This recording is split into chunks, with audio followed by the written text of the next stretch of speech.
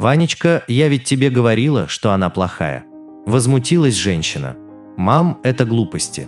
Не может быть, чтобы Настя мне изменяла», – ответил парень.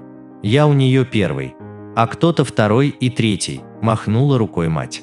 И как-то ночью Семеновна встала воды попить и увидела ее в окно. Она шла к себе домой и качалась из стороны в сторону. Ваня недоумевал, как девушка могла так измениться всего за 3 месяца. Он решил с ней поговорить вечером, но не успел. В гости пришла Алла, дочь маминой начальницы.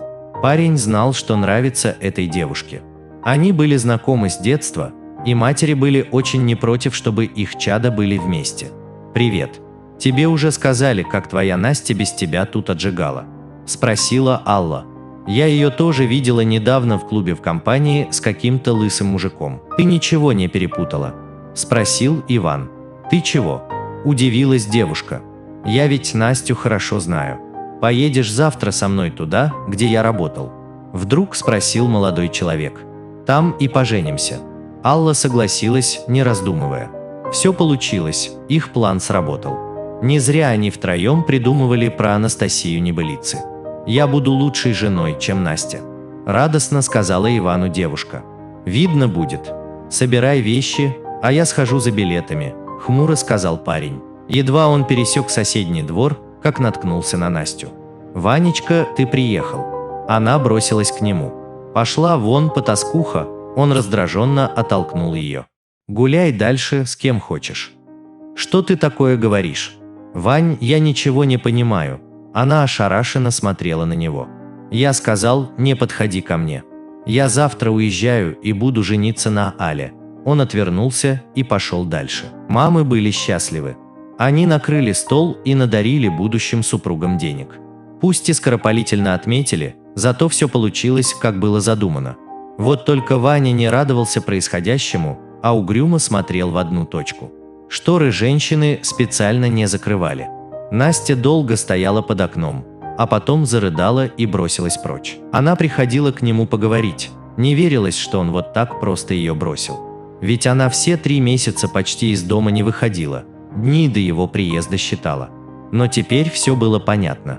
Дома Настя упала на кровать, разрыдалась и все рассказала матери. «Ой, дочка, я уверена, это его мать козни строит», – сказала женщина. Она давно хотела свести его с Аллой. «Там ведь деньги, а что у нас?» Это было правдой. Она не сказала дочери, что мать Ивана приходила к ней и денег предлагала, чтобы Настя Ваню бросила. А теперь даже к лучшему, что так вышло. Ванькина мать все равно не дала бы им жизни, и дочери всю кровь бы выпила. Ваня отправил Аллу ночевать домой. «Успеем. Завтра вставать рано», – пробурчал парень. Девушка не стала спорить. Характер у Ивана был жесткий, не спугнуть бы. Все ушли, а он один сидел на кухне и пил коньяк. Ваня понять не мог, как же его Настя так умело притворялась. Когда бутылка опустела, он вышел на улицу, подошел к дому Насти и перепрыгнул через забор. Парень стукнул в окно. Оно тут же распахнулось. «Мой Ванечка пришел», – обрадовалась девушка. Он вытащил ее в окно и потянул за руку к сараю. «Ваня, стой! Куда ты меня тащишь?» – вскрикнула Настя, но парень ее не слышал.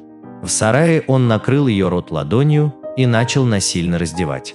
Она отбивалась, но силы были неравны. Когда все закончилось, Иван резко оттолкнул от себя девушку. «Ну как? Или твои кобели лучше меня?» Он плюнул на пол. У Насти даже не было слез. «Уходи», – произнесла девушка. «Вон отсюда». Он засмеялся и был таков. Утром он уехал с Аллой туда, где его ждало светлое будущее, работа и деньги.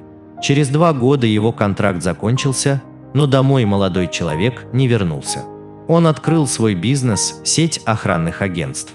А еще он очень хотел детей, но жена не разделяла его желания. «Мы только начали жить», – говорила Алла. «Ты хочешь все разрушить. Это твое деревенское понятие, обязательно должны быть дети. А некоторые люди просто живут для себя. А я не хочу жить для себя», – повысил тон Иван. «Значит, живи для меня», – потребовала Алла. «Посмотри на меня, ты хочешь все это испортить? Во что превратятся мои фигура, волосы и зубы? Нет, я к этому не готова». «Значит так. Не согласишься родить, лишу тебя денег», – заявил муж. Алла понимала, что разговор зашел далеко. «Милый, давай просто повременим, а дальше видно будет», – осторожно сказала супруга. Все эти годы он вспоминал Настю. Как она могла так с ним поступать? Ваня знал, что почти сразу после его отъезда у девушки ушла из жизни мама. Настя продала дом и куда-то переехала. А вот куда?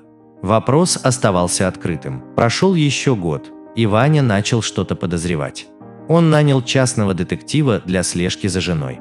Чем же она так занята, что не хочет рожать? А в последнее время Алла еще и дома почти не бывает. Через 2 дня причина стала ясна. Мужик килограмм под 100, работающий фитнес-тренером в зале, куда ходила Алла. К материалу были приложены фото и видео. Последнее было настолько откровенным, что муж даже не досмотрел до конца. «Ой, ты не спишь. А я с Анькой заболталась и счет времени потеряла». Алла вошла в квартиру. На часах было 2 часа ровно. Ваня сидел в кресле. Он молча взял пульт и включил телевизор. На огромном экране развернулся интимный сюжет. «Я все объясню. Он насильно это сделал, я не хотела». Начала лепетать Алла. «Проваливай. Даю тебе время до утра», – тихо сказал муж. «Если не сделаешь этого, сменю замки». Он уехал и вернулся домой утром. Ваня усмехнулся. Алла вывезла из квартиры все, кроме дивана и телевизора. Он сменил замки и подал на развод. Вечером позвонила мать. Сын все рассказал ей о разводе. Мать разрыдалась, потом начала жаловаться на свое здоровье и звать Ивана в гости. «Тебя 3 года не было. Может, навестишь меня?» Всхлипнула Дарья. «Скоро, мам, приеду». «Вот только новый филиал открою», – ответил сын, но он не успел его открыть. Развод вынул из него всю душу. Это длилось долго и со скандалами. А потом мужчина вспомнил, что от матери не было вестей уже несколько дней. Он позвонил, но трубку взял врач местной больницы. «Ваша мама в критическом состоянии. У нее проблемы с давлением и сахарный диабет», – ответил доктор. «Она не смогла даже дверь нам открыть. Пришлось вызывать МЧС и взламывать ее». Иван прыгнул в машину и помчался, как бешеный. Через 10 часов он был уже в палате и сидел возле кровати мамы. «Сынок, я должна тебе кое-что рассказать», – слабым голосом сказала Дарья.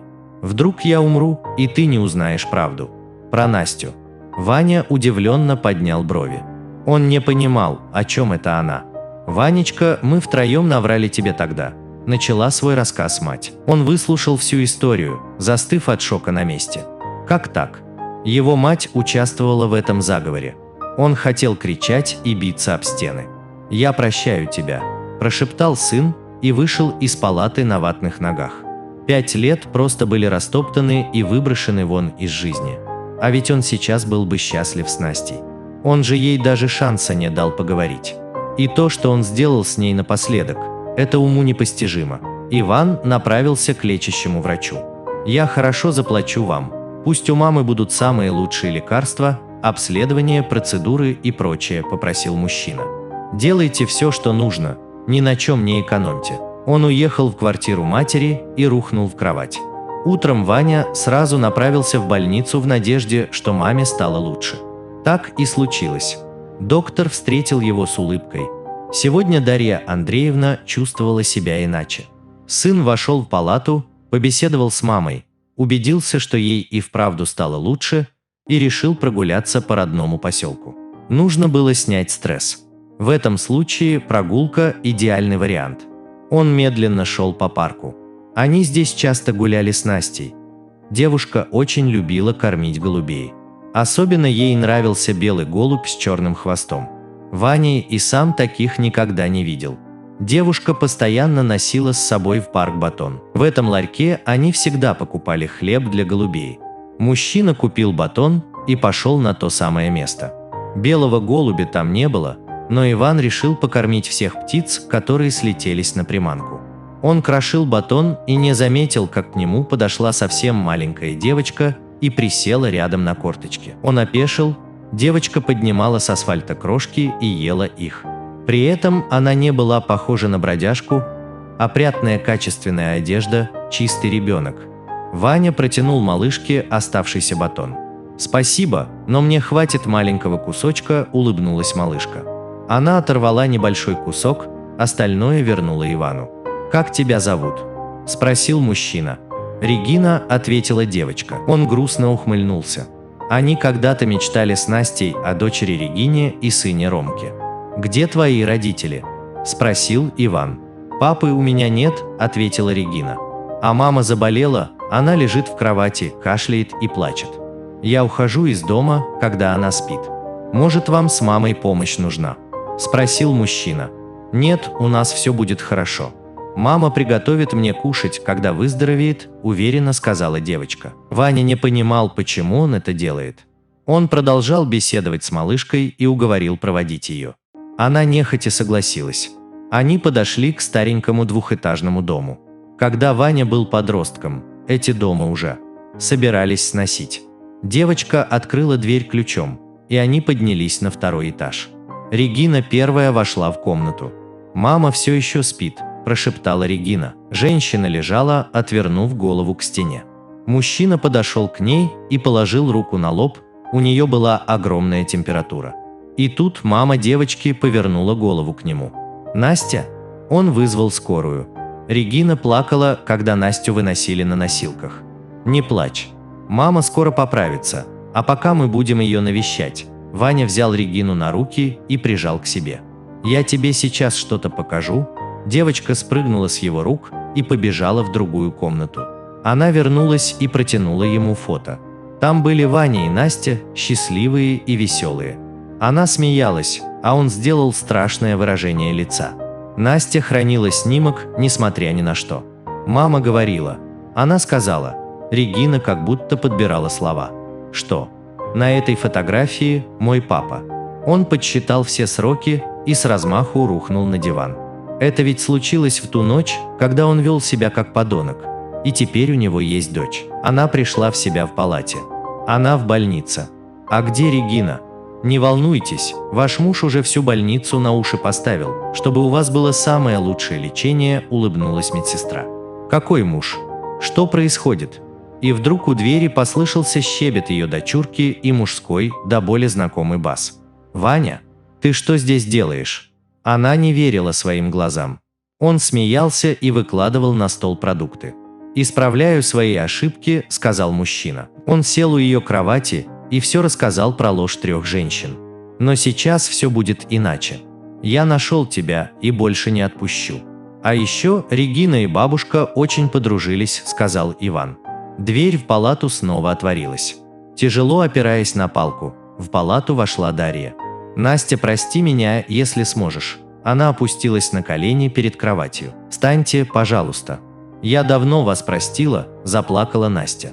Через неделю обеих женщин выписали. А еще через месяц Дарья Андреевна готовила свои фирменные пироги, чтобы побаловать невестку и внучку.